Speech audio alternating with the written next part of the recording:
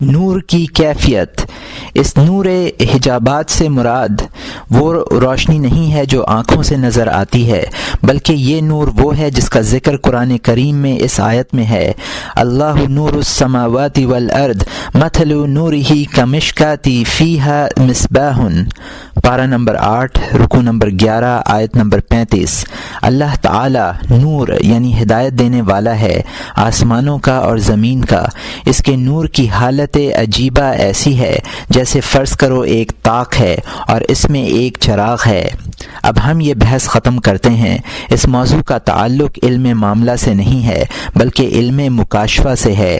ان حقائق کا ادراک کشف کے بغیر ممکن نہیں ہے، اور کشف صفائے فکر کا نتیجہ ہے۔ ایسے لوگ بہت کم ہیں جن پر ان حقائق کے دروازے کھلے ہوں۔ عام لوگ صرف ان امور میں فکر کر سکتے ہیں جن کا تعلق علم معاملہ سے ہو، اور یہ فکر بھی بہت سے فوائد کا حامل ہے۔ اگر یہی میسر ہو جائے تو غنیمت ہے۔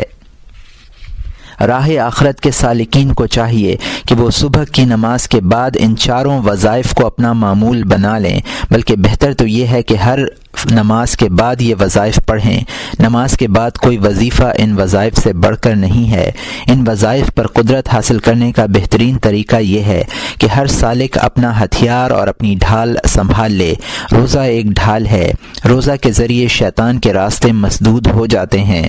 شیطان انسان کا بدترین دشمن ہے، اسے سیدھے راستے سے ہٹا کر برے راستے پر چلنے کی ترغیب دیتا ہے۔ صبح صادق کے بعد صرف 2 رکعت سنتیں اور 2 رکعتیں فرض نماز پڑھی جائیں۔ نماز کے بعد سے طلوع آفتاب تک کوئی نماز نہیں۔ رسول اللہ صلی اللہ علیہ وسلم اور صحابہ کرام اس وقت ذکر کیا کرتے تھے۔ اور یہاں مترجم نے حاشیے میں لکھا ہے کہ یہ مسلم میں انس رضی اللہ تعالیٰ عنہ سے روایت ہے، اور یہاں مترجم کا حاشیہ ختم ہوتا ہے۔ دوسرا وظیفہ۔ دوسرے وظیفے کا تعلق دن سے ہے۔ اس کے وقت کی ابتدا طلوع آفتاب سے ہوتی ہے، اور چاشت کا وقت اس کا انتہائی وقت ہے۔ چاشت سے ہماری مراد یہ ہے کہ طلوع آفتاب سے زوال کے وقت کا نصف وقت ہو جائے۔ اگر 12 گھنٹے کا دن فرض کیا جائے تو طلوع آفتاب سے چاشت تک 3 گھنٹے کا وقت ہوگا، گویا یہ دن کا چوتھائی حصہ ہے۔ اس وقت سے متعلق 2 وظیفے ہیں۔ پہلا وظیفہ یہ ہے کہ چاشت کی نماز پڑھے۔ اس نماز کی ضروری تفصیل نماز کے ابواب میں گزر چکی ہے۔ بہتر یہ ہے کہ 2 رکعتیں اس وقت پڑھی جائیں جب دھوپ پھیل جائے اور سورج آدھے نیزے کے برابر اونچا ہو جائے۔ یہ اشراق کا وقت کہلاتا ہے۔ 4، 6 یا 8 رکعتیں اس وقت پڑھے جب ریت تپنے لگے اور سورج کی گرمی سے پاؤں کو پسینہ آنے لگے۔ 2 رکعت کا وقت اللہ تعالیٰ کی اس آیت سے ثابت ہے۔ یسبحن بالعشی والاشراق، پارہ نمبر 23 رکوع نمبر 11 آیت نمبر 18۔ پہاڑوں کو حکم کر رکھا تھا کہ ان کے ساتھ صبح و شام تسبیح کیا کریں۔ اشراق کے وقت ہی آفتاب کی روشنی گرد و غبار اور زمین کے بخارات کی قید سے آزاد ہو کر پھیلتی ہے۔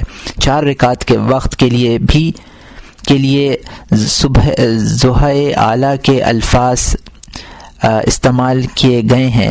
قرآن پاک میں اس وقت کی قسم کھائی گئی ہے، فرمایا والضحیٰ واللیل اذا سجا، پارہ نمبر 30 رکوع نمبر 18 آیت نمبر 1 اور 2۔ قسم ہے دن کی روشنی کی اور رات کی جب وہ قرار پکڑے۔ روایات میں ہے کہ ایک روز سرکار دو عالم صلی اللہ علیہ وسلم مسجد میں تشریف لے گئے۔ بعض صحابہ اشراق کی نماز میں مشغول تھے۔ سرکار دو عالم صلی اللہ علیہ وسلم نے با آواز بلند ارشاد فرمایا، ان صلاۃ الاوابین اذا رمدت الفصال، خبردار اوابین کی نماز کا وقت اس لیے ہے کہ پاؤں جلنے لگیں۔ اور یہاں مترجم نے حاشیے میں لکھا ہے کہ طبرانی میں یہ روایت زید ابن ارقم سے منقول ہے، مگر اس میں فنادی بعلی صوتہ کے الفاظ نہیں ہیں، اور مسلم کی روایت میں اشراق کا ذکر نہیں ہے۔ اور یہاں مترجم کا حاشیہ ختم ہوتا ہے۔ اس لیے ہم کہتے ہیں کہ اگر کوئی شخص سورج نکلنے کے بعد صرف ایک نماز پر اکتفا کرنا چاہے تو چاشت کا وقت زیادہ بہتر ہے، اگرچہ اصل ثواب اس صورت میں بھی مل جاتا ہے کہ کوئی نصف نیزے کے بقدر آفتاب بلند ہونے کے بعد زوال سے پہلے پہلے چند رکعت پڑھ لے۔ یہ تمام وقت دو مکروہ وقتوں کے درمیان حد فصل ہے، اور اس دوران کسی بھی وقت یہ نماز پڑھی جا سکتی ہے، کیونکہ اس تمام وقت پر چاشت کا اطلاق ہوتا ہے، لیکن افضل یہی ہے کہ چاشت کی نماز اس وقت پڑھے جب سورج تقریباً نصف نیزے کے بقدر بلند ہو جائے۔ طلوع آفتاب کے وقت نماز نہ پڑھے کیونکہ یہ مکروہ وقت ہے۔ سرکار دو عالم صلی اللہ علیہ وسلم ارشاد فرماتے ہیں، ان الشمس تطلع ومعها قرن الشیطان فاذا ارتفعت فارقها، جب سورج طلوع ہوتا ہے تو اس کے ساتھ شیطان کا سینگ بھی نکلتا ہے، جب سورج بلند ہو جاتا ہے تو وہ سینگ اس سے علیحدہ ہو جاتا ہے۔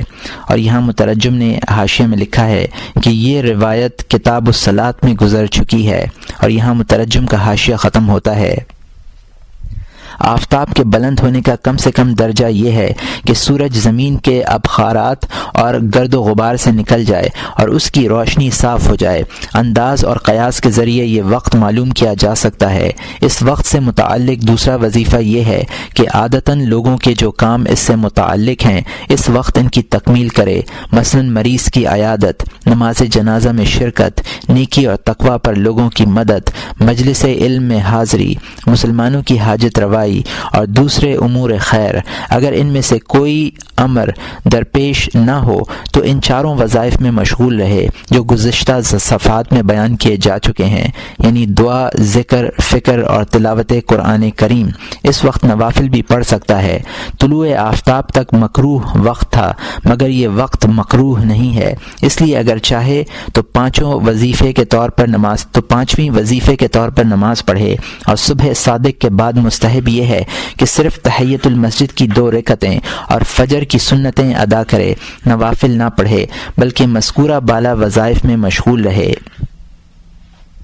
تیسرا وظیفہ، اس وظیفے کا وقت چاشت کے وقت سے زوال کے وقت تک ہے۔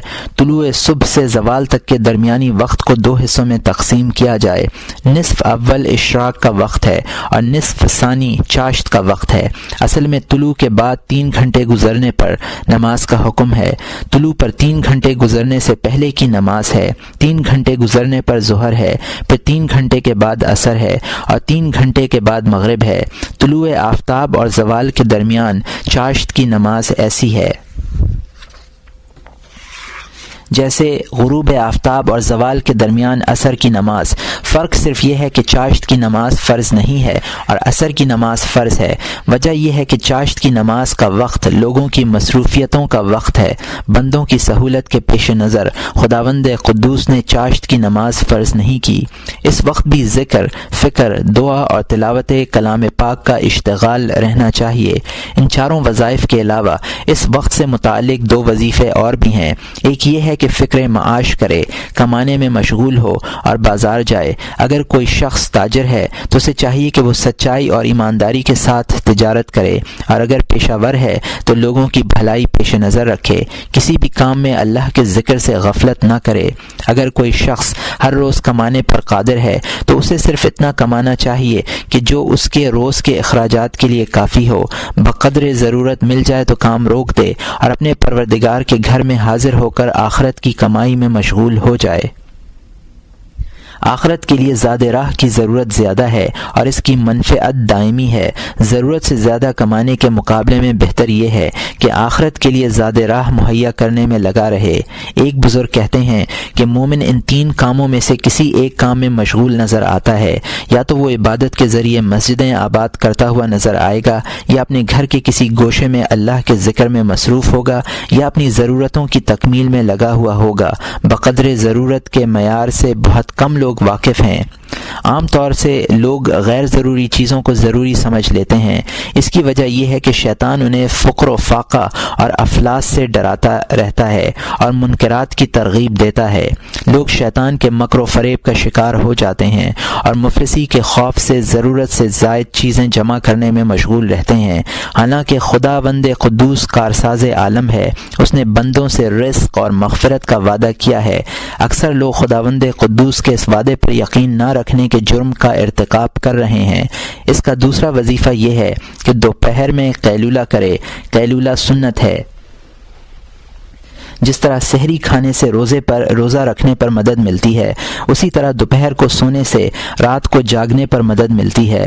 اگر کوئی شخص رات کو اٹھ کر نماز پڑھتا ہو تب بھی اسے دوپہر میں سونا چاہیے۔ لہو و لعب کی مجلسوں میں بیٹھ کر ادھر ادھر کی باتیں کرنے سے سونا بہتر ہے، اس لیے کہ سونے میں سکوت ہے، اور سکوت کے معنی یہ ہیں کہ آدمی برائیوں سے بچا رہے۔ بعض اکابر فرماتے ہیں کہ ایک زمانہ ایسا آئے گا کہ لوگوں کا افضل ترین عمل خاموشی اور سونا ہوگا۔ بہت سے عابد و زاہد لوگوں کا اچھا حال نیت کی حالت ہے، لیکن یہ اس صورت میں ہے جبکہ ان کا مقصد عبادت ریا ہو، اخلاص نہ ہو۔ جب عبادت گزاروں کا یہ حال ہے تو غفلت میں مبتلا فاسق و فاجر لوگوں کا کیا حال ہوگا۔ حضرت سفیان ثوری رحمۃ اللہ علیہ فرماتے ہیں کہ اکابرین سلف اپنے حق میں یہ بات بہتر سمجھتے تھے کہ سلامتی کے لیے سو جائیں۔ بہرحال رات کو جاگ کر عبادت کرنے کی نیت سے دوپہر کو سونا بھی عبادت ہے۔ بہتر یہ ہے کہ زوال سے کچھ دیر پہلے نماز کی تیاری کر لے اور اذان ہونے سے پہلے مسجد میں حاضر ہو جائے۔ اگر کوئی شخص دن میں کمانے اور سونے کے بجائے نماز اور ذکر و فکر میں مشغول رہتا ہے تو یہ دن کا افضل ترین عمل ہے۔ اس کی وجہ یہ ہے کہ وہ جس وقت عبادت میں مشغول ہے، عام لوگ دنیا کمانے میں لگے ہوئے ہیں اور ذکر کے بجائے بازار میں مول تول کر رہے ہیں، فکر کے بجائے دنیا کے تفکرات میں الجھے ہوئے ہیں۔ لیکن یہ بیچارہ ان سب چیزوں سے بے نیاز بارگاہ خداوندی میں سجدہ ریز ہے۔ یقیناً وہ اس کا مستحق ہے کہ اسے اپنے رب کی طرف سے قربت اور معرفت کا تحفہ عطا ہو۔ دن کی عبادت کا ثواب بھی رات کی عبادت سے کم نہیں۔ رات کا وقت سونے کا ہے اور سونے کی وجہ سے لوگ ذکر اللہ سے غفلت برتتے ہیں، اور دن کا وقت نفس کی خواہشات تکمیل ہے، اور یہ خواہشیں عبادت کی راہ میں رکاوٹ بن جاتی ہیں۔ اللہ تعالیٰ کا ارشاد ہے وَهُوَ الَّذِي جَعَلَ اللَّيْلَ وَالنَّهَارَ خَلِفَةً، پارہ نمبر 19 رکوع نمبر 4 آیت نمبر 62، اور وہ ایسا ہے جس نے رات اور دن کو ایک دوسرے کے پیچھے آنے جانے والے بنائے۔ اس آیت کے دو معنی ہیں، ایک تو یہ کہ اللہ نے رات کو دن کے بعد اور دن کو رات کے بعد بنایا ہے، اور دوسرے معنی یہ ہیں کہ رات دن ایک دوسرے کے قائم مقام بنائے گئے ہیں۔ اگر کسی شخص سے دن میں کوئی عمل رہ جائے تو وہ رات کو اس کی تلافی کر لے، اور رات میں رہ جائے تو وہ دن میں اس کے تدارک کی کوشش کرے۔ رات کی عبادت کا تدارک دن کی اس عبادت سے ہوتا ہے جو زوال سے پہلے کی جائے، کیونکہ یہی وقت رات کے مشابہ ہے۔ چوتھا وظیفہ، اس کا وقت زوال سے شروع ہوتا ہے اور ظہر کی نماز اور سنتوں سے فارغ ہونے تک باقی رہتا ہے۔ یہ وقت دوسرے اوقات کے مقابلے میں مختصر بھی ہے اور افضل بھی۔ زوال سے پہلے ہی وضو کر کے مسجد میں چلا جائے، جب دن ڈھل جائے اور مؤذن اذان دینے لگے تو اس کا جواب دے، اذان کے بعد عبادت میں مصروف ہو جائے۔ اللہ تعالیٰ نے اس وقت کے متعلق حین تظہرون فرمایا ہے۔ اذان اور اقامت کے درمیانی وقفے میں ایک سلام سے 4 رکعت پڑھے، اور یہاں مترجم نے حاشیے میں لکھا ہے کہ کتاب الصلاۃ کے 6 باب میں یہ بحث گزر چکی ہے۔ ایک سلام سے 4 رکعت پڑھنے کا ثبوت ابو داؤد اور ابن ماجہ میں ابو ایوب الانصاری رضی اللہ عنہ کی روایت سے ملتا ہے۔ اس حدیث میں یہ بھی فرمایا گیا انہا فیہا تفتح ابواب السماء وانہا ساعۃ یستجاب فیہا الدعاء فاحب ان یرفع فیہا عمل صالح، اور یہاں مترجم کا حاشیہ ختم ہوتا ہے۔ دن کے نفلی نمازوں میں یہی ایک نماز ایسی ہے جسے بعض فقہا نے ایک سلام کے ساتھ پڑھنے کا حکم دیا ہے، لیکن اس حکم پر جس روایت سے استدلال کیا گیا ہے محدثین کے نزدیک وہ طعن سے خالی نہیں۔ امام شافعی رحمۃ اللہ علیہ کا مذہب یہ ہے کہ دوسرے نوافل کی طرح یہ بھی دو پڑھے جائیں۔ صحیح روایات سے بھی اس کا ثبوت ملتا ہے، اور یہاں مترجم نے حاشیے میں لکھا ہے کہ ابو داؤد اور ابن حبان حضرت عبداللہ ابن عمر کی روایت صلاۃ اللیل والنہار مثنی مثنی، اور یہاں مترجم کا حاشیہ ختم ہوتا ہے۔ اس نماز میں طوالت اختیار کرنی چاہیے۔ روایات میں ہے کہ اس وقت آسمان کے دروازے کھول دیے جاتے ہیں۔ کتاب الصلاۃ کے 6 باب میں ہم نے یہ روایت ذکر کی ہے۔ طوالت کی صورت یہ ہے کہ ان رکعت میں سورہ بقرہ پڑھے، یا 300 آیتوں پر مشتمل 2 سورتیں پڑھے، یا مفصل کی 4 سورتیں پڑھے، یا 100 سے کم آیات پر مشتمل سورتیں پڑھے۔ یہ بات یاد رہنی چاہیے کہ یہ وقت دعا کی قبولیت کا وقت ہے۔ سرکار دو عالم صلی اللہ علیہ وآلہ وسلم کو یہ بات بڑی پسند تھی کہ آپ کا کوئی عمل اس وقت اوپر جائے، نوافل سے فراغت کے بعد فرض نماز باجماعت ادا کرے، فرض نماز سے پہلے کی 4 سنتیں جس طرح بھی ممکن ہو ادا کرے، نماز کے بعد 6 رکعت پڑھے، 2 الگ الگ اور 4 الگ۔ مستحب یہ ہے کہ ان رکعت میں آیت الکرسی، سورہ بقرہ کا آخری رکوع اور وہ آیتیں تلاوت کرے جو ہم نے پہلے وظیفے میں لکھی ہیں۔ اس طرح اس مختصر وقت میں دعا، ذکر، قرات، نماز، تحمید اور تسبیح وغیرہ عبادتیں مجتمع ہو جائیں گی اور وقت کی فضیلت الگ رہے گی۔ 5واں وظیفہ، اس کا وقت ظہر کے بعد سے عصر تک ہے۔ ظہر کی نماز کے بعد مستحب یہ ہے کہ مسجد میں بیٹھ کر ذکر کرے یا نماز پڑھے، اور عصر کی نماز کے انتظار میں معتکف رہے۔ ایک نماز کے بعد دوسری نماز کا انتظار کرنا بھی عبادت ہے۔ اکابرین سلف کا طریقہ یہی تھا کہ وہ ایک نماز کے بعد دوسری نماز کے لیے مسجد میں فروکش رہتے۔ اگر گھر پر رہنے میں دین کی سلامتی اور جمعیت فکر کا امکان زیادہ ہوتا تو بہتر یہ ہے کہ گھر چلا جائے۔ یہ وقت بھی لوگوں کی غفلت کا وقت ہے، اسے عمل خیر میں بسر کرنے کی بڑی فضیلت ہے۔ اگر کوئی شخص زوال سے پہلے سونے کی سنت ادا کر چکا ہے تو اب اسے سونا نہیں چاہیے، کیونکہ دن میں 2 بار سونا مکروہ ہے۔ علماء فرماتے ہیں کہ 3 باتیں اللہ تعالیٰ کے شدید غصے کا باعث بنتی ہیں: بلا وجہ ہنسنا، بھوک کے بغیر کھانا، دن میں شب بیداری کے ارادے کے بغیر سونا۔ دن اور رات میں 24 گھنٹے ہوتے ہیں، ان میں سے 8 گھنٹے نیند کی نظر کیے جا سکتے ہیں، اس سے زیادہ سونا ٹھیک نہیں ہے۔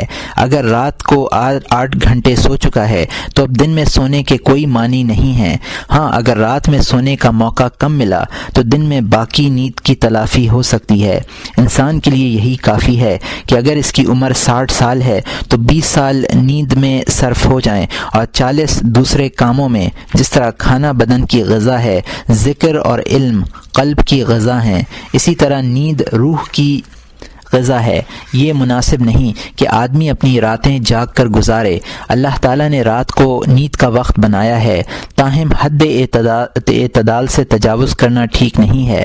نیند کی معتدل مقدار 8 گھنٹے ہے۔ اس سے کم سونا بھی بسا اوقات صحت کے لیے نقصان دہ ہوتا ہے۔ ہاں، اگر کوئی شخص کم سونے کی کوشش کرے تو یہ ممکن ہے کہ رفتہ رفتہ اس کا عادی ہو جائے اور کسی طرح کی کوئی بے چینی بھی محسوس نہ ہو۔ ظہر اور عصر کا درمیانی وقت کافی طویل ہے۔ قرآن پاک میں اس وقت کے لیے آصال کا لفظ استعمال کیا گیا ہے۔ فرمایا وَلِلَّهِ يَسْجُدُ مَنْ فِي السَّمَاوَاتِ وَالْأَرْضِ طَوْعًا وَكَرْهًا وَظِلَالُهُمْ بِالْغُدُوِّ وَالْآصَالِ۔ پارہ نمبر 13، رکوع نمبر 8، آیت نمبر 15۔ اور اللہ ہی کے سامنے سب سر خم کیے ہوئے ہیں، جتنے آسمانوں میں ہیں اور جتنے زمین میں ہیں، خوشی اور مجبوری سے، اور ان کے صاحب بھی صبح اور شام کے اوقات میں۔ معلوم ہوا کہ ان اوقات میں جمادات بھی باری تعالیٰ کے حضور سر بسجود ہوتے ہیں۔ یہ کس طرح مناسب ہے کہ انسان اوقات کو غفلت میں ضائع کر دے اور کسی بھی قسم کی عبادت کی اسے توفیق نہ ہو۔ چھٹا وظیفہ، چھٹے وظیفے کا وقت عصر کے وقت سے شروع ہوتا ہے۔ سورہ عصر میں اللہ تعالیٰ نے اس وقت کی قسم کھائی ہے۔ آیت کریمہ وَعَشِيًّا وَحِينَ تُسْحَرُونَ کی دو تفسیریں کی گئی ہیں۔ ایک تفسیر کے مطابق عشی سے مراد یہی وقت ہے۔ اسی طرح بالعشی والاشراق میں بھی عشی سے عصر کا وقت مراد لیا گیا ہے۔ ظہر کی طرح اس وقت بھی اذان اور اقامت کے درمیانی وقفے میں 4 رکعت پڑھے، پھر فرض نماز ادا کرے اور ان چاروں اوراد میں مشغول رہے جو پہلے وظیفے میں بیان کیے گئے ہیں۔ یہ اشتغال اس وقت تک رہنا چاہیے کہ سورج دیواروں پر آ جائے اور دھوپ کا رنگ زردی مائل ہو جائے۔ عصر کے بعد مغرب تک نماز مکروہ ہے، اس لیے یہ وقت بیکار نہ جانے دے بلکہ غور و فکر کے ساتھ کلام پاک کی تلاوت کرے۔ یہ تلاوت ذکر و فکر، دعا اور تلاوت کی جامع ہونی چاہیے۔ محض تلاوت کرنے سے بھی چاروں اوراد کا ثواب حاصل ہوگا۔ 7واں وظیفہ، جب سورج زرد پڑ جائے اور زمین سے اتنا قریب ہو جائے کہ زمین کا گرد و غبار اور بخارات اس کے نور کے درمیان حائل ہو جائیں تو سمجھ لو کہ 7ویں وظیفے کا وقت شروع ہو گیا۔ یہ وقت بھی پہلے وقت کی طرح تھا، اس کی ابتدا طلوع سے پہلے تھی اور اس کی ابتدا غروب سے پہلے ہے۔ ذیل کی دونوں آیتوں میں یہی وقت مراد ہے۔ سبحان اللہ حین تمسون وحین تصبحون، پارہ نمبر 21، رکوع نمبر 5، آیت نمبر 17۔ سو تم اللہ کی تسبیح کیا کرو شام کے وقت اور صبح کے وقت۔ فسبح واطراف النہار، پارہ نمبر 16، رکوع نمبر 17، آیت نمبر 130۔ تسبیح کیا کیجیے دن کے اول و آخر میں بھی۔ مؤخر الذکر آیت میں اطراف نہار کا ذکر ہے، دن کے ایک طرف صبح ہے اور ایک طرف شام ہے۔ حسن بصری رحمۃ اللہ علیہ فرماتے ہیں کہ پہلے زمانے کے لوگ صبح سے زیادہ شام کی عظمت کے قائل تھے۔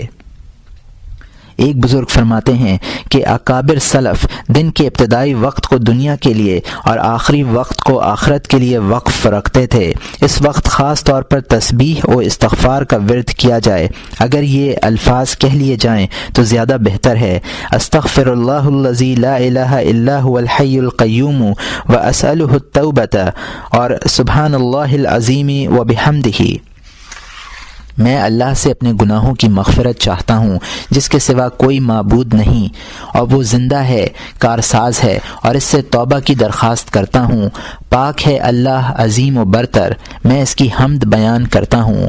شام کے وقت تسبیح و استغفار کے ورد کا ثبوت اللہ تعالیٰ کے اس ارشاد سے ملتا ہے۔ فرمایا وَاسْتَغْفِرُوا لِذَنبِكَ وَسَبِّحْ بِحَمْدِ رَبِّكَ بِالْعَشِيِّ وَالْإِبْكَارِ، پارہ نمبر 24، رکوع نمبر 11، آیت نمبر 55۔ اور اپنے گناہ کی مغفرت طلب کر اور صبح و شام اپنے رب کی تعریف بیان کر۔ استغفار کے سلسلے میں مستحب یہ ہے کہ اللہ تعالیٰ کے وہ اسماء خاص طور سے دعاؤں میں استعمال کرے جو رحم و مغفرت کے تعلق سے قرآن کریم میں بیان کیے گئے ہیں۔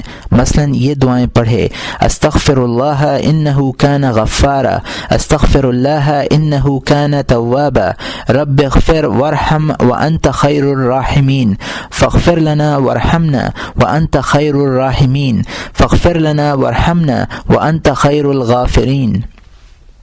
مغفرت چاہتا ہوں اللہ سے، بلا شبہ وہ بہت مغفرت کرنے والا ہے۔ مغفرت چاہتا ہوں اللہ سے، بلا شبہ وہ توبہ قبول کرنے والا ہے۔ اے اللہ مغفرت کر، رحم فرما، تو رحم کرنے والوں میں سب سے بہتر ہے۔ ہماری مغفرت کر، ہم پر رحم فرما، تو رحم کرنے والوں میں سب سے بہتر ہے۔ ہماری مغفرت کر، ہم پر رحم کر، تو مغفرت کرنے والوں میں سب سے بہتر ہے۔ غروب آفتاب سے پہلے سورۃ الشمس، سورۃ اللیل اور معوذتین کا پڑھنا مستحب ہے۔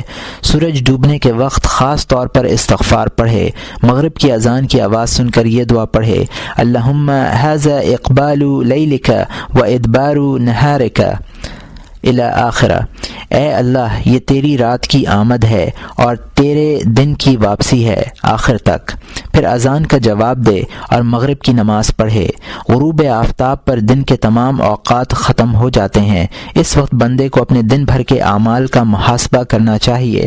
اگر وہ دن گزرے ہوئے دن کے برابر رہا تو یہ نقصان کی علامت ہے، اور گزشتہ دن کی بنسبت یہ دن برابر رہا تو اس میں نقصان بھی ہے اور لعنت، ملامت اور رسوائی بھی۔ سرکار دو عالم صلی اللہ علیہ وسلم ارشاد فرماتے ہیں، لا بورک لی فی یوم لا ازداد فیہ خیرا، میرے لیے اس دن میں برکت نہ ہو جس میں خیر کے اعتبار سے زیادہ نہ ہوں۔ اور یہاں مترجم نے حاشیے میں لکھا ہے کہ کتاب العلم کے پہلے باب میں یہ روایت گزر چکی ہے، مگر اس میں خیرن کی جگہ علمن ہے، اور یہاں مترجم کا حاشیہ ختم ہوتا ہے۔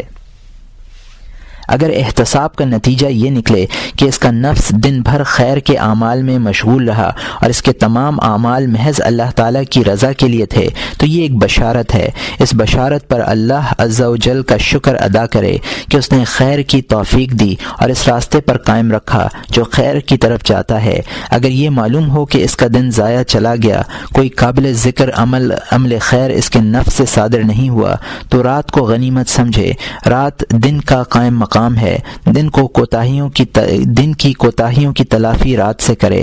اس وقت بھی خدائے عز و جل کا شکر ادا کرے کہ اس نے صحت و تندرستی قائم رکھی اور رات بھر کی زندگی باقی رکھی تاکہ میں اپنی غلطیوں کا تدارک کر سکوں۔ غروب آفتاب کے وقت اپنے دل میں یہ تصور کرے کہ جس طرح دن غروب ہو کر رات کی آغوش میں چلا جاتا ہے، اسی طرح میری زندگی کا سورج بھی غروب ہو جائے گا اور قبر کی آغوش میں چھپ جائے گا۔ دن کا سورج رات گزارنے کے بعد پھر نمودار ہو جاتا ہے۔ میری زندگی کا سورج اس طرح ڈوبے گا کہ دنیا کے افق پر کبھی نہ ابھرے گا، اور اس وقت تدارک اور تلافی کے تمام دروازے بند ہو جائیں گے۔ عمر مختصر ہے، زندگی چند روزہ ہے، یہ دن گزریں گے اور موت کا دن آئے گا۔ رات کے وظائف۔ پہلا وظیفہ۔ پہلے وظیفے کا وقت غروب آفتاب کی ابتدا سے شفق کی سرخی دور ہونے تک ہے۔ شفق کے ڈوبنے پر عشاء کی نماز کا وقت شروع ہو جاتا ہے۔ اس وقت کا وظیفہ یہ ہے کہ مغرب کی نماز پڑھے، مغرب کے بعد عشاء تک نوافل میں مشغول رہے۔ قرآن پاک میں اللہ تعالیٰ نے اس وقت کی قسم کھائی ہے، فلا اقسم بالشفق، پارہ نمبر 30، رکوع نمبر 9، آیت نمبر 16۔ سو میں قسم کھا کر کہتا ہوں شفق کی۔ عشاء اور مغرب کے درمیان نوافل کو قرآن پاک میں ناشئۃ اللیل قرار دیا گیا ہے۔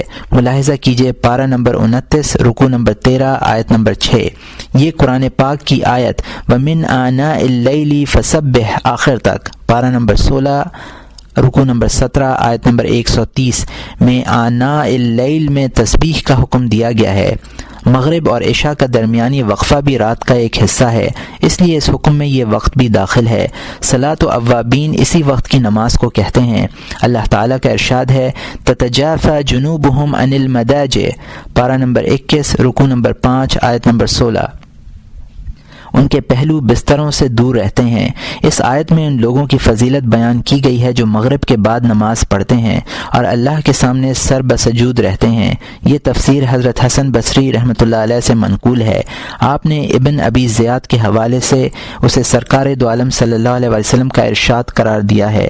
فرماتے ہیں کہ سرکار دو عالم صلی اللہ علیہ وسلم سے اس آیت کے متعلق دریافت کیا تو آپ صلی اللہ علیہ وسلم نے فرمایا، الصلاۃ بین العشاء، مغرب اور عشاء کے درمیان کی نماز مراد ہے۔ اس کے بعد آپ نے فرمایا علیکم بالصلاۃ بین العشاءین فانها تذهب بملاغات النہار وتحزب آخرہ، مسند الفردوس کی حدیث ہے۔ عشاء اور مغرب کے درمیان کی نماز ضرور پڑھا کرو، یہ نماز دن کی لغویات کا تدارک کرتی ہے اور اس کا انجام بخیر کرتی ہے۔ حضرت انس رضی اللہ تعالیٰ عنہ سے اس شخص کے متعلق دریافت کیا گیا جو عشاء اور مغرب کے درمیان سو جاتا ہے۔ آپ نے فرمایا ایسا نہ کرنا چاہیے، اس لیے کہ یہ وہ وقت ہے جس کے بارے میں قرآن کریم کی یہ آیت نازل ہوئی، تتجافی جنوبہم عن المضاجع۔ اس وقت کی مزید فضائل ہم اسی کتاب کے دوسرے باب میں بیان کریں گے، یہاں اسی مختصر پر اکتفا کرتے ہیں۔ اس وقت کے اوقات کی ترتیب یہ ہے کہ مغرب کے بعد 2 رکعتیں پڑھیں، پہلی رکعت میں قل یا ایھا الکافرون اور دوسری رکعت میں قل ھو اللہ احد تلاوت کرے۔ یہ 2 رکعتیں مغرب کے بعد متصلاً پڑھے، اس طرح کے درمیانی وقفے میں نہ کوئی گفتگو ہو اور نہ کوئی عمل، پھر 4 طویل رکعت پڑھے، پھر شفق کے غروب ہونے تک مسلسل پڑھتا رہے۔ اگر گھر مسجد سے قریب ہو اور کسی وجہ سے مسجد میں بیٹھنے کا ارادہ نہ ہو تو یہ نوافل گھر میں بھی ادا کیے جا سکتے ہیں، لیکن مغرب کی نماز کے بعد عشاء کے انتظار میں مسجد میں بیٹھنے کی بڑی فضیلت ہے۔ اگر ریاکاری اور تصنع سے محفوظ ہو تو یہ فضیلت ضرور حاصل کرے۔ دوسرا وظیفہ، اس وظیفے کا وقت عشاء کے وقت کی ابتدا سے لوگوں کے سونے کے وقت تک ہے۔ جب رات کی تاریکی گہری ہو جاتی ہے تو عام طور پر لوگ بستروں پر چلے جاتے ہیں۔ اللہ تعالیٰ نے اس وقت کی بھی قسم کھائی ہے، ارشاد فرمایا واللیل وما وسق، پارہ نمبر 30 رکوع نمبر 9 آیت نمبر 17، اور قسم کھاتا ہوں رات کی اور ان چیزوں کی جن کو رات سمیٹے۔ اس وقت کے متعلق یہ ارشاد ہے اقم الصلاۃ لدلولک الشمس، پارہ نمبر 15 رکوع نمبر 9 آیت نمبر 78، آفتاب ڈھلنے کے بعد سے نمازیں ادا کیجیے۔ اس وقت کے اوقات کی ترتیب مندرجہ ذیل 3 امور کی رعایت سے ہوتی ہے۔ اول یہ کہ عشاء کے فرض نمازوں کے علاوہ 10 رکعت پڑھے، 4 رکعت فرض نماز سے پہلے اذان اور اقامت کے درمیانی وقفے میں تاکہ یہ وقت عبادت سے خالی نہ رہے، 6 رکعت فرض نماز کے بعد پہلے 2 رکعتیں پھر 4 رکعتیں ان نوافل میں قرآن کریم کی مخصوص آیات تلاوت کرے، مثلا سورہ بقرہ کا آخری رکوع، آیت الکرسی، سورہ حدید کی ابتدائی آیات، سورہ حشر کا آخری رکوع اور اسی طرح کی دوسری آیات۔ دوم یہ کہ 13 رکعتیں پڑھے، آخری رکعتیں وتر ہوں۔ روایات میں ہے کہ سرکار دو عالم صلی اللہ علیہ وسلم نے زیادہ سے زیادہ اتنی ہی رکعتیں پڑھی ہیں۔ اور یہاں مترجم نے حاشیے میں لکھا ہے کہ ابو داؤد میں حضرت عائشہ رضی اللہ عنہا کی روایت ہے لم یکن یوتر بن قص من سبع ولا بکثر من 13 رکعت۔ بخاری میں حضرت ابن عباس رضی اللہ تعالی عنہ کی روایت ہے كانت صلاته 13 رکعت یعنی باللیل۔ مسلم کے الفاظ ہیں كان يصلي من الليل 13 رکعت۔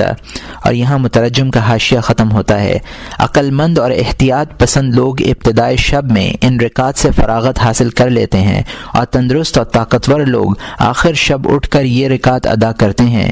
احتیاط کا تقاضا یہی ہے کہ رات کے ابتدائی حصے میں یہ نماز پڑھ لی جائے۔ ممکن ہے رات کو آنکھ نہ کھلے یا آنکھ کھل جائے مگر شیطان بستر سے اٹھنے نہ دے۔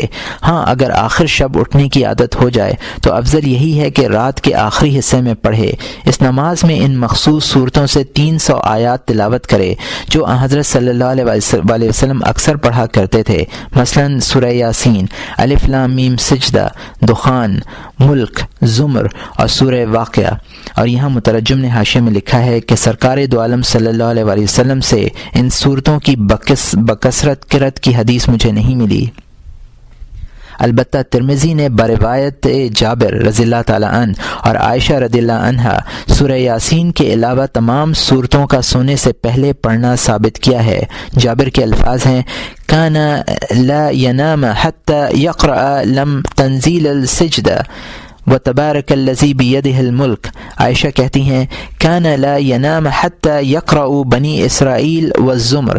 اور یہاں مترجم کا حاشیہ ختم ہوتا ہے۔ اگر کسی وجہ سے ان صورتوں کی تلاوت نماز میں نہ ہو سکے تو سونے سے قبل مصحف میں دیکھ کر یا دیکھے بغیر تلاوت ضرور کر لے۔ ایک وقت میں تمام صورتوں کی تلاوت ضروری نہیں ہے بلکہ بقدر ہمت تلاوت کر لے۔ سونے سے پہلے سرکار دو عالم صلی اللہ علیہ وسلم قرآن کی جو صورتیں تلاوت کیا کرتے تھے ان کی تفصیل 3 روایات میں وارد ہے۔ مشہور ترین روایت کے مطابق آپ سورہ الف لام میم سجدہ، ملک، زمر اور واقعہ پڑھا کرتے تھے، اور یہ ترمذی میں جابر رضی اللہ تعالی عنہ سے منقول ہے۔ دوسری روایت میں ہے کہ سورہ زمر اور سورہ بنی اسرائیل کی تلاوت آپ کی رات کے معمول میں داخل تھی، اور یہ ترمذی میں حضرت عائشہ رضی اللہ تعالی عنہا کی روایت ہے۔ تیسری روایت میں ہے کہ آپ رات کو مسبحات کی تلاوت کیا کرتے تھے اور فرمایا کرتے تھے کہ ان صورتوں میں ایک آیت ایسی ہے جو 1000 آیات سے افضل ہے، اور یہ ابو داؤد، ترمذی اور نسائی میں عرباس ابن ساریہ رضی اللہ عنہ نے روایت کیا ہے۔ مسبحات یہ ہیں: حدید، حشر، صف، جمعہ اور تغابن۔ بعض علماء نے مسبحات میں سورہ اعلیٰ کی ابتدائی 5 آیتوں کا اضافہ بھی کیا ہے۔ ان کی دلیل یہ روایت ہے کہ سرکار دو عالم صلی اللہ علیہ وسلم کو سورہ اعلیٰ بہت زیادہ پسند تھی، اور یہ احمد اور بازار میں علی رضی اللہ تعالیٰ عنہ نے روایت کیا ہے۔ سرکار دو عالم صلی اللہ علیہ وسلم کا معمول یہ بھی تھا کہ وتر کی 3 رکعتوں میں سبح اسم الکافرون اور سورہ اخلاص پڑھتے تھے، اور یہ ابو داؤد، نسائی اور ابن ماجہ میں ابی ابن کعب رضی اللہ تعالیٰ عنہ سے روایت ہے۔ اور وتر سے فراغت کے بعد 3 بار یہ کلمات ارشاد فرماتے: سبحان الملک القدوس۔ سوم یہ کہ سونے سے پہلے وتر پڑھ لے، بشرط یہ کہ قیام اللیل یعنی تہجد کا عادی نہ ہو۔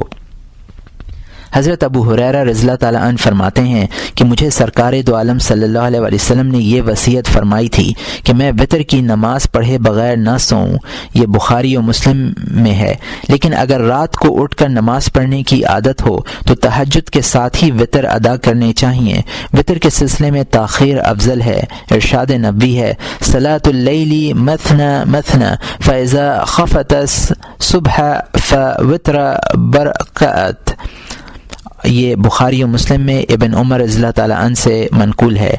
رات کی نماز 2 رکعت ہیں۔ اگر صبح ہو جانے کا خوف ہو تو 1 رکعت لگا کر وتر پڑھ لو۔ حضرت عائشہ رضی اللہ عنہا فرماتی ہیں کہ سرکار دو عالم صلی اللہ علیہ وسلم نے وتر کی نماز رات کے ابتدائی، درمیانی اور آخری تینوں حصوں میں پڑھی ہے۔ کبھی آپ سحر کے وقت میں وتر پڑھا کرتے تھے، اور یہ بخاری و مسلم میں روایت ہے۔ حضرت علی رضی اللہ تعالیٰ عنہ فرماتے ہیں کہ وتر پڑھنے کے 3 طریقے ہیں۔ چاہو تو شب کے ابتدائی حصے میں وتر پڑھ لو، پھر تہجد کی 2 رکعتیں پڑھ لو۔ یہ تہجد وتر کی 3 رکعتوں سے ملا کر طاق ہو جائے گا۔ اور چاہو تو 1 رکعت سے وتر پڑھ لو، پھر جب آنکھ کھلے تو اس میں 1 رکعت اور ملا دو، اور اس طرح 2 رکعت نماز تہجد ادا کرو، پھر وتر پڑھ لو۔ اور چاہو تو تہجد کے بعد وتر پڑھو تاکہ تمہاری آخری نماز وتر قرار پائے۔ اسی سلسلے میں ہمیں یہ کہنا ہے کہ جہاں تک پہلی اور تیسری صورتوں کا تعلق ہے ان کی صحت میں کوئی شبہ نہیں ہے، لیکن دوسری صورت میں کلام ہے۔ اس کی وجہ یہ ہے کہ نقص وتر یعنی وتر توڑنے کی ممانعت آئی ہے۔ اور یہاں مترجم نے حاشیے میں لکھا ہے کہ بخاری نے اس سلسلے میں عابد ابن عمر اور بحقی نے ابن عباس رضی اللہ تعالیٰ عنہ کا قول نقل کیا ہے۔ دونوں اقوال کے سیاق سے یہ معلوم نہیں ہوتا کہ یہ دونوں قول مرفوع ہیں۔ اور یہاں مترجم کا حاشیہ ختم ہوتا ہے۔ سرکار دو عالم صلی اللہ علیہ وسلم نے یہ بھی ارشاد فرمایا کہ 1 رات میں 2 وتر نہیں ہیں۔ اور یہاں مترجم نے حاشیے میں لکھا ہے کہ ابو داؤد، ترمذی اور نسائی میں طلق ابن علی رضی اللہ تعالیٰ عنہ نے اس کو روایت کیا ہے۔ اور یہاں مترجم کا حاشیہ ختم ہوتا ہے۔ جو شخص اپنے جاگنے کے سلسلے میں متردد رہے وہ یہ تدبیر اختیار کرے کہ وتر کے بعد سونے کے وقت اپنے بستر پر بیٹھ کر 2 رکعت نماز پڑھے۔ علماء نے یہ تدبیر بہت زیادہ پسند کی ہے۔ سرکار دو عالم صلی اللہ علیہ وسلم بھی اپنے بستر پر یہ 2 رکعتیں پڑھا کرتے تھے۔ پہلی رکعت میں اذا زلزلت اور دوسری رکعت میں الہاکم التکاثر پڑھے۔ اور یہاں مترجم نے حاشیے میں لکھا ہے کہ مسلم میں یہ روایت حضرت عائشہ رضی اللہ عنہا نے روایت کی ہے۔ یہ روایت کتاب الصلاۃ میں گزر چکی ہے۔ اور یہاں مترجم کا حاشیہ ختم ہوتا ہے۔ ان دونوں صورتوں میں تخویف اور وعید کے مضامین وارد ہیں۔ ایک روایت میں سورہ تکاثر کے بجائے سورۃ الکافرون کا ذکر ہے۔ اس میں اللہ کے لیے عبادت کی تخصیص اور غیر اللہ کی عبادت سے برات کی گئی ہے۔ اگر یہ 2 رکعت پڑھ کر سویا اور رات میں آنکھ کھل گئی تو یہ دونوں رکعتیں 1 رکعت کے قائم مقام ہو جائیں گی اور پچھلے وتر سے مل کر جفت ٹھہریں گی۔ اس کے لیے بہتر یہ ہے کہ رات کی نماز کے آخر میں وتر کی 1 رکعت پڑھ لے۔ ابو طالب مکی نے یہ صورت مستحسن قرار دی ہے۔ ان کا کہنا یہ ہے کہ صورت میں 3 عمل ہیں۔ ایک عمل یہ ہے کہ زندگی کو مختصر سمجھا گیا ہے، دوسرا عمل یہ ہے کہ وطر ادا ہو گئے ہیں، اور تیسرا عمل یہ ہے کہ رات کی نماز وطر پر منتہی ہوئی ہے۔ ابو طالب مکی رحمۃ اللہ علیہ کے اس قول پر یہ شبہ ہوتا ہے کہ اگر یہ رکعتیں پہلے کی طاق رکعتوں کو جفت کرتی ہیں تو آنکھ نہ کھلنے کی صورت میں ان کا یہی عمل ہونا چاہیے اور پہلے وطر باطل ہو جانے چاہیے۔ یہ کیسے ہو سکتا ہے کہ آنکھ کھل جائے تو پہلے وطر باطل ہو جائیں اور آنکھ نہ کھلے تو وطر باقی رہیں؟